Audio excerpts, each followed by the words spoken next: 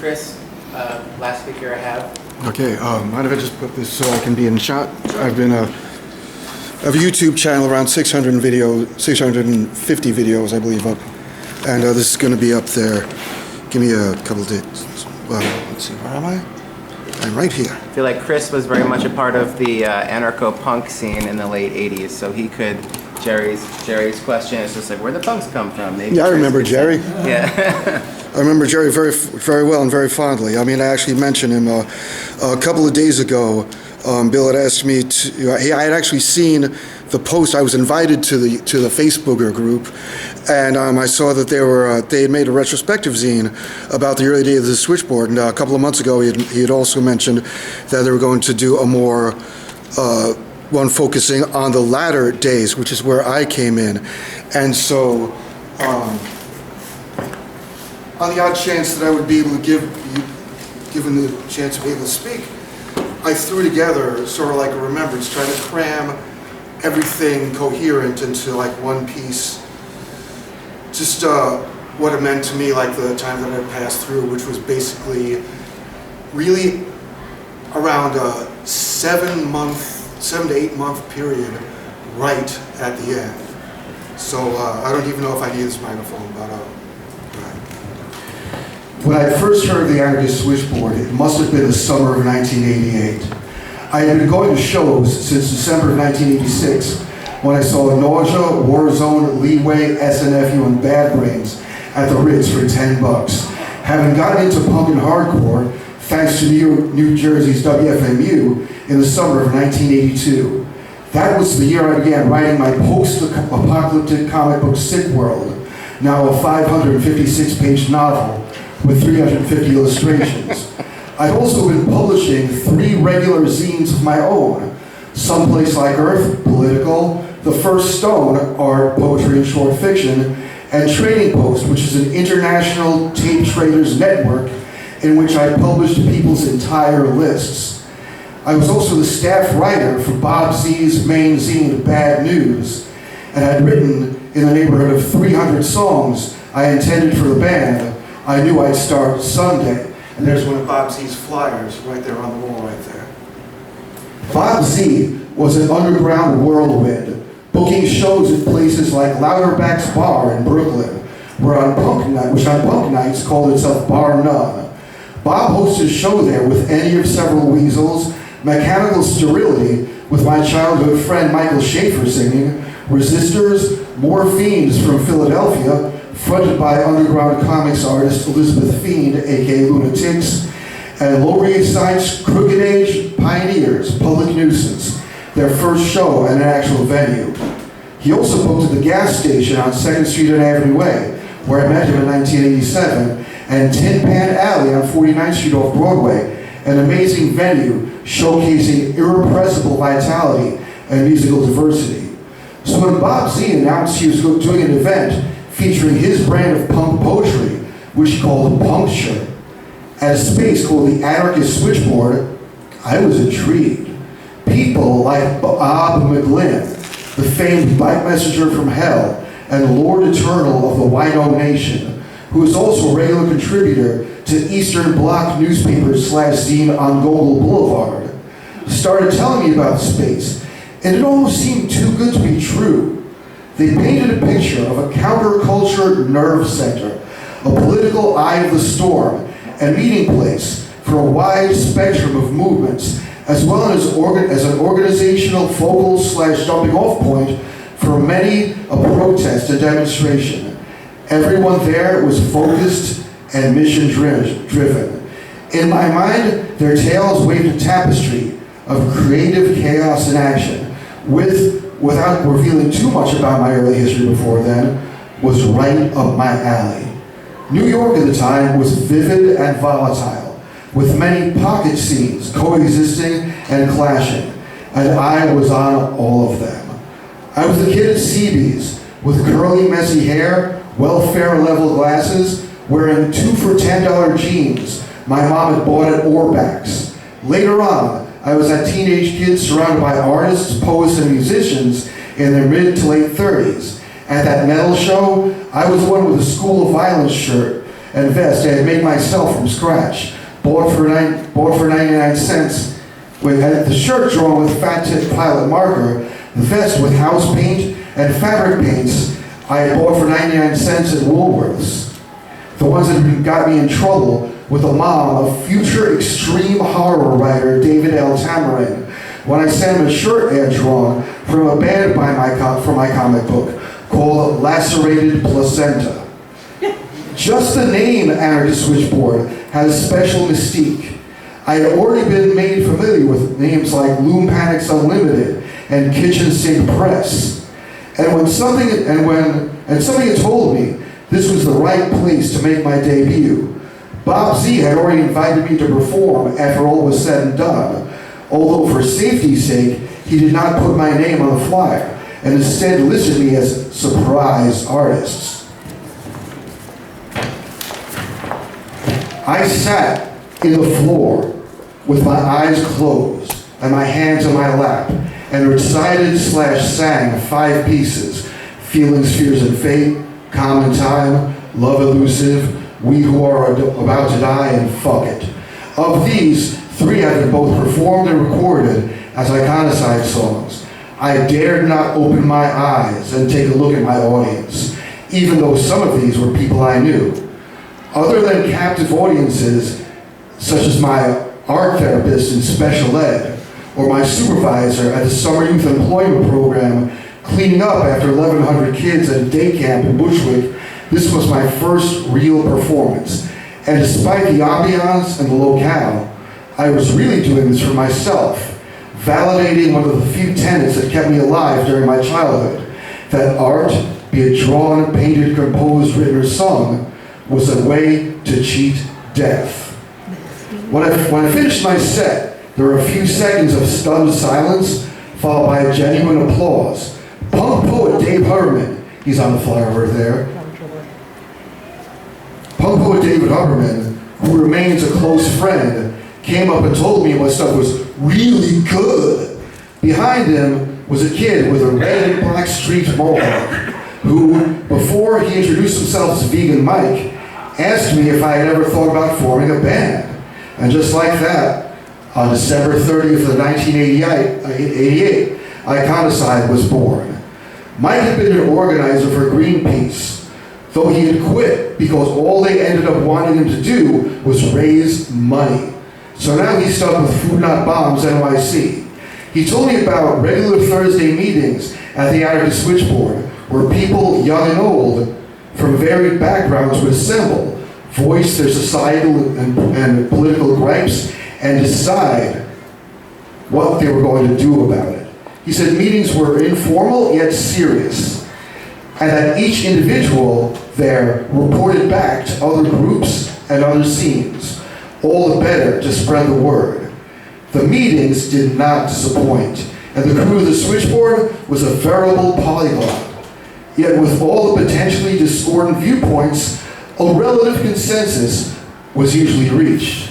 Until the summer of 1989, I felt an almost familial bond with people who I either knew by their first names or by street names only.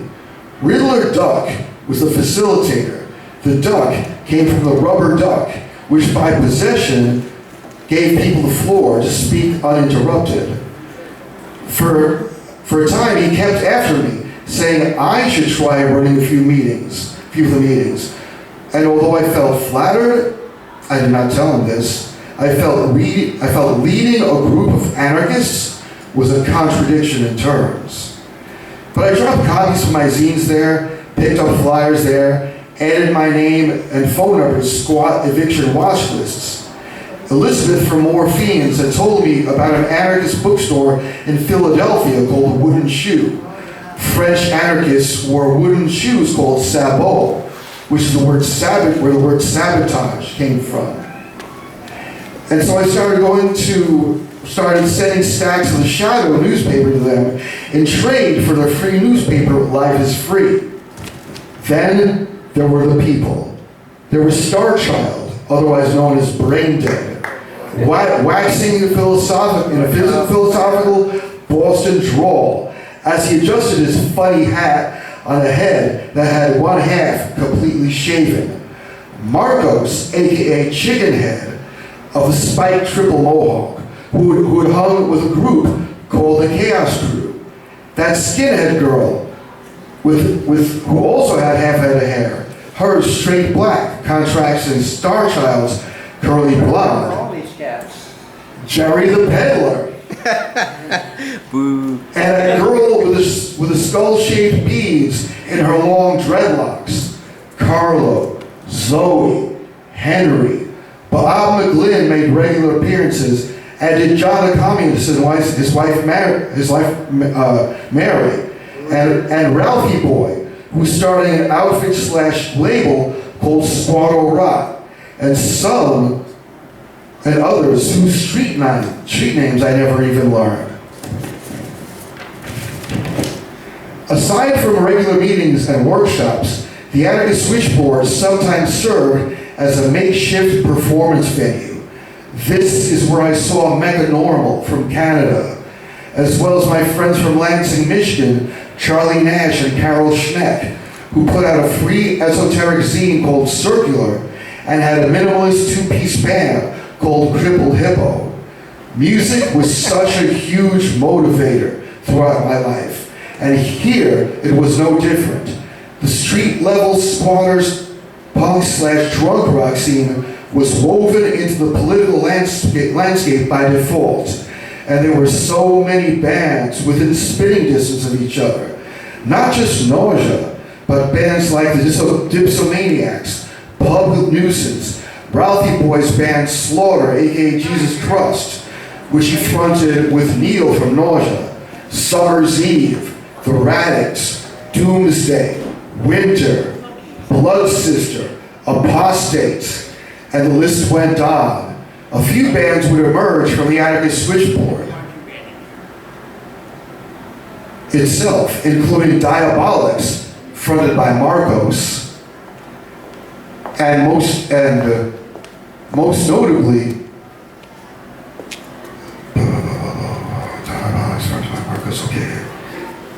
and most notably, Insurgents.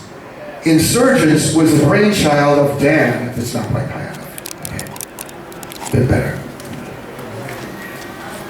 Insurgents was the brainchild of Dan, who wrangled those Thursday evening meetings into something he called NIAC, which stood for New York Direct Action, whatever.